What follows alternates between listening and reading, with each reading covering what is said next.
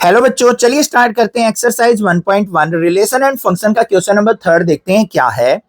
Check whether the relation are defined in the set 1 2 3 4 5 6।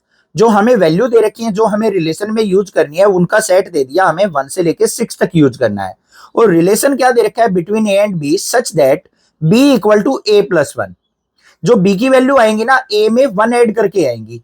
Is reflexive, symmetric और transitive. तो हमें check करना है कि क्या ये रिलेशन हमारा रिफ्लेक्सिव है, सिमेट्रिक है और ट्रांजिटिव है। क्लियर हो गया क्वेश्चन। सबसे पहले देखो बच्चों, हमें रिलेशन क्या दे रखा है या फिर सेट क्या दे रखा है, उसको हम ए से डिनोट कर लेते हैं।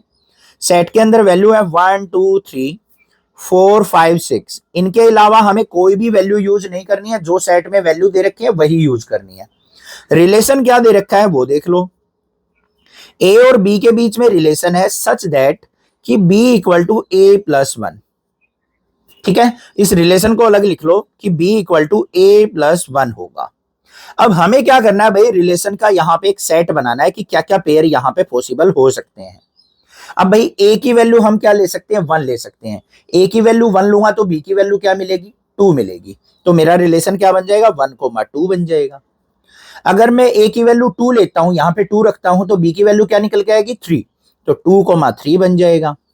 ऐसे 3,4 बन जाएगा, 4,5 बन जाएगा। ऐसे वैल्यू निकलती आ जाएंगी। या फिर मान लो मैं कोई और वैल्यू लेता हूं, और तो कोई ले नहीं सकते, 6 ही तक लेनी है। तो ये हमारे पास रिजल्ट निकल के आ गया। अब सबसे पहली बात आती है हमारी रिफ्लेक्सिव की। रिफ्लेक्सिव के लिए कंडीशन क्या है वो जरूर लिखेंगे बच्चों। रिफ्लेक्सिव रिलेशन कौन सा होता है हमारा, ए कोमा ए, बी कोमा बी। अगर इस टाइप की वैल्यूज हमारी बिलोंग्स टू रिलेट कर रही हैं रिलेशन से, तो हम रिलेशन को रिफ्लेक्सिव बोल सकते हैं। तो भाई इसके लिए हमें चेक करना पड़ेगा, सबसे छोटी वैल्यू क्या है, 1। तो यहाँ पे ए की वैल्यू अगर 1 लेता हूं तो हमारी दूसरी वैल्यू भी 1 ही आनी चाहिए। क्या आ रही है हमारे रिलेशन में, नहीं आ रही है। तो ये बिलोंग्स टू रिलेशन है या नहीं है, नोट। तो ये बिलोंग्स नहीं कर रहा है, तो ये क्या हो जाएगा, R. Relation is not reflexive, not reflexive. अगर पहली वैल्यू ही ऐसी मिल जाए ना हमें कि जो रिलेशन से रिलेट नहीं कर रही है, तो डायरेक्ट आंसर लिख सकते हो।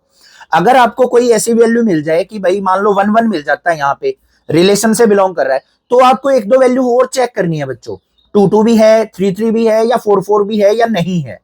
तो वो कंडीशन चेक करनी कंपलसरी है। ठीक है, सेकेंड पार्ट पे चलते हैं। हमारा सेकेंड कौन सा है, हमें चेक करना है सिमेट्रिक। सिमेट्रिक की कंडीशन बिल्कुल सिंपल सी है। अगर A comma B belongs to relate कर रहा है रिलेशन से, उसका उल्टा बी कोमा ए भी हमारा बिलोंग्स करना चाहिए किससे, रिलेशन से। बस ये चेक कर लेंगे। तो यहां पे देख लो बच्चों, 1,2 बिलोंग्स टू रिलेशन है। तो 2,1 इसका उल्टा क्या हमारा रिलेशन में एग्जिस्ट कर रहा है, कभी नहीं करेगा। क्योंकि ए की वैल्यू अगर मैं यहां पे 2 पुट करता हूं तो बी की वैल्यू 3 आएगी, ना कि 1 आएगी कभी भी। तो ये क्या हो गया हमारा, R is not symmetric, not symmetric. Clear बात है। थर्ड वाले पार्ट पे चलते हैं। थर्ड कौन सा है हमारा, रिफ्लेक्सिव, सॉरी रिफ्लेक्सिव तो हो गया, ट्रांजिटिव।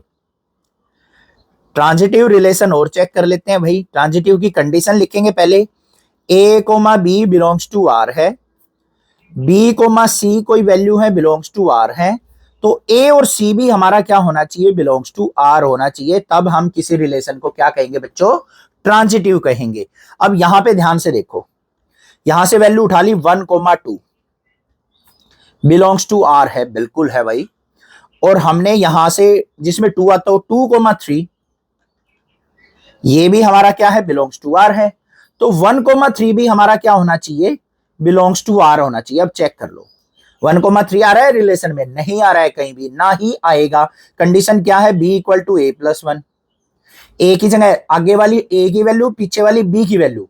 एक्स वाई में दे रखा हो तो आगे वाला एक्स कोऑर्डिनेट फिर वाई कोऑर्डिनेट। ये वैल्यू आपको पता है, क्लास 8 9 10 से सीखते आ रहे हैं। यहां पे गड़बड़ मत कर देना कि बी में कौन सी वैल्यू पुट करूं सर, ए में कौन सी वैल्यू पुट करूं। क्लियर है ना ये चीज। तो यहां पे देखो बच्चों, ए की वैल्यू हमें क्या पुट करनी है, 1। तो बी इक्वल टू 1 प्लस 1। तो बी की वैल्यू क्या मिल रही है, 2। 1 पुट करने के बाद 2 आना चाहिए, तभी हमारा रिलेशन सेटिस्फाई करेगा। यहां पे नहीं कर रहा है तो ये हो गया not belongs to relation. So R is not transitive. Not transitive. बस आंसर आ गया भाई, समझ में आ गया ना, क्लियर है। नेक्स्ट क्वेश्चन, क्वेश्चन नंबर 4 भी इसी वीडियो में करते हैं।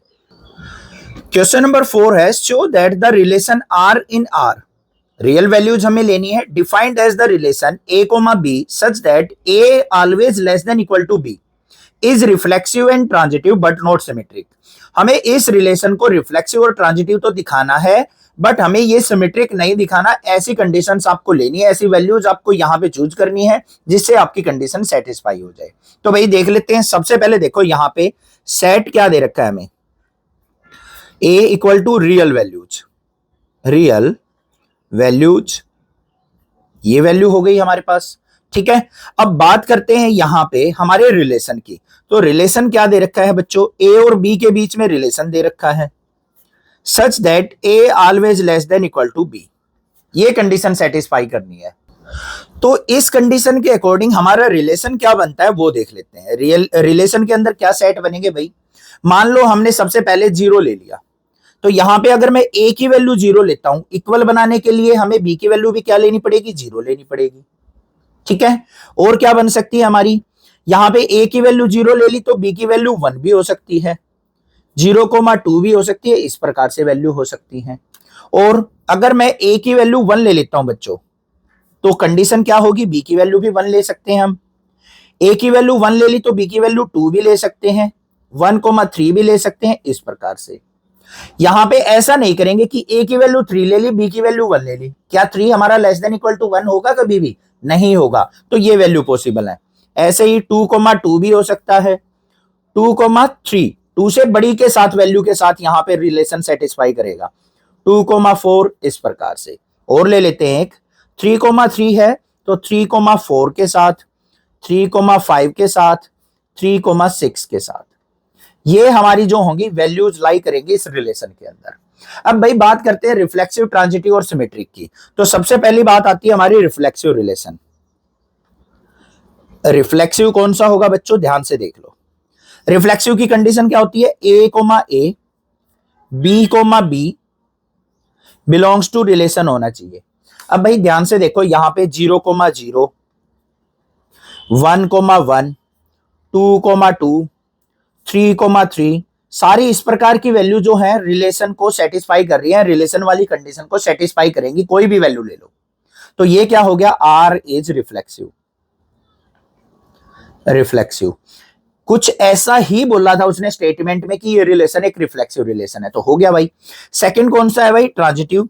तो ट्रांजिटिव चेक कर लेते हैं। ट्रांजिटिव की जगह पहले हमारा जो ऑर्डर आता है वो सिमेट्रिक आता है, तो हम यहां पे सिमेट्रिक चेक करते हैं। सिमेट्रिक में क्या कंडीशन होती है भाई, a, b अगर बिलोंग्स टू रिलेशन है तो b, a भी हमारा बिलोंग्स टू रिलेशन होना चाहिए।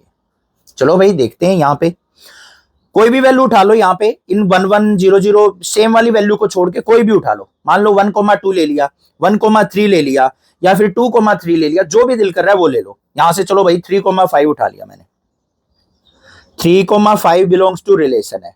जो यहाँ पे वैल्यू लिख रखी है ना वो उठा लोगे तो एग्जामिनर को भी पता लग जाएगा कि रिलेशन से वैल्यू उठा रखी है, ठीक है।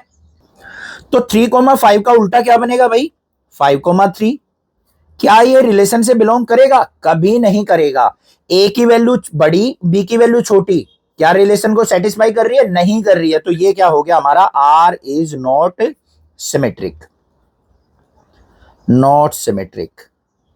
यही करना था ना हमें, देख लो, नॉट सिमेट्रिक प्रूव करना था। अब बच गया ट्रांजिटिव, तो थर्ड वाला हमें ट्रांजिटिव दिखाना है, तो ट्रांजिटिव की कंडीशन देख लेते हैं भाई। ट्रांजिटिव ट्रांजिटिव की कंडीशन बड़ी सिंपल सी है, a, b अगर हमारा बिलोंग्स टू रिलेशन है, b, c कोई वैल्यू बिलोंग्स टू रिलेशन है, तो इन दोनों का कॉम्बिनेशन a, c भी हमारा क्या होगा, बिलोंग्स टू रिलेशन होना चाहिए। उठाओ भाई यहां से वैल्यू, मान लो हमने ले ली 2,3, 2,3 बिलोंग्स टू रिलेशन है, बिल्कुल है। 3,4 भी हमारा क्या है, बिलोंग्स टू रिलेशन है। 3 कॉमन हो गया, तो 2 और 4 भी बिलोंग्स टू रिलेशन है या नहीं है, देख लो ध्यान से, 2,4 बिलोंग्स टू रिलेशन, ये रहा। कंडीशन भी सेटिस्फाई कर रहा है, ये बी की वैल्यू, ये ए की वैल्यू, बी की वैल्यू क्या होनी चाहिए, always greater than equal to होनी चाहिए, ग्रेटर है, तो ये क्या हो गया हमारा, आर इज ट्रांजिटिव। ट्रांजिटिव, या तो लिख दो रिलेशन इज ट्रांजिटिव या फिर आर इज ट्रांजिटिव लिख दो, ये भी कंडीशन ठीक है। समझ में आ गया, क्वेश्चन क्लियर हो गया होगा, कोई दिक्कत नहीं होनी चाहिए। चैनल को सब्सक्राइब, वीडियो को लाइक जरूर करना, और क्लास 8 से लेके 10 तक 9-11 के बच्चों को भी, अपने जूनियर्स को सभी को बताओ कि नेक्सा क्लासेस से आगे पढ़ो। मैं सबका सपोर्ट करूंगा, बेफिक्र रहो। जो भी इंपॉर्टेंट चीजें होंगी, नोटिफिकेशंस होंगी, सारी आपको बता दी जाएंगी। Thank you students for your love and support for this channel. Thank you.